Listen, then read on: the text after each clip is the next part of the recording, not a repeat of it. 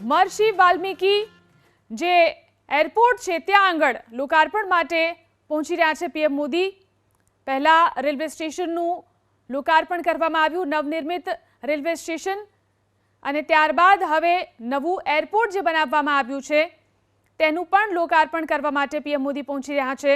અહીં જે અદ્યતન સુવિધાઓ અને ટેકનોલોજી સાથે તેનું નિર્માણ કરવામાં આવ્યું છે, આ સાથે સાથે સાંસ્કૃતિક ઝાંખી જે છે તે પણ અહીં જોવા મળી રહી છે।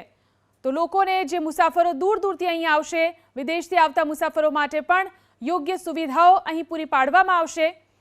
અયોધ્યા માટે એવું કહી શકાય કે એક નવા યુગનું અહીં આજથી શરૂઆત થવા જઈ રહી છે। પીએમ મોદી જે રીતે અહીં અયોધ્યા પહોંચ્યા, અહીં જે રીતે ભવ્ય રોડ શોનું આયોજન કરવામાં આવ્યું, અને હવે થોડી વારમાં પીએમ મોદી એરપોર્ટ પહોંચશે, નવનિર્મિત એરપોર્ટનું લોકાર્પણ કરશે। મહર્ષિ વાલ્મીકિ એરપોર્ટ જે નામ આપવામાં આવ્યું છે, થોડી વારમાં પીએમ મોદી અહીં એરપોર્ટ પર પહોંચશે અને એરપોર્ટનું લોકાર્પણ કરશે। महर्षि वाल्मीकि इंटरनेशनल एरपोर्ट पहुंचे पीएम मोदी।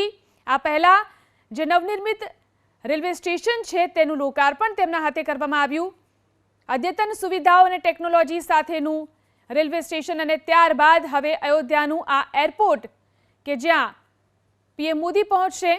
अहीं पण अद्यतन सुविधाओं और टेक्नोलॉजी साथे साथे जे सांस्कृतिक झांकी है तेना पण दर्शन थता जोवा मळशे।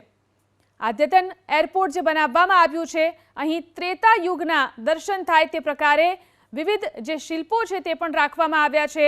રામાયણના અલગ અલગ દ્રશ્યોની ઝાંખી પણ અહીં વિદેશથી આવતા મુસાફરો કરી શકશે। મહર્ષિ વાલ્મીકિ ઇન્ટરનેશનલ એરપોર્ટ એવું નામ આપવામાં આવ્યું છે। થોડી વારમાં પીએમ મોદી એરપોર્ટ પર પહોંચશે।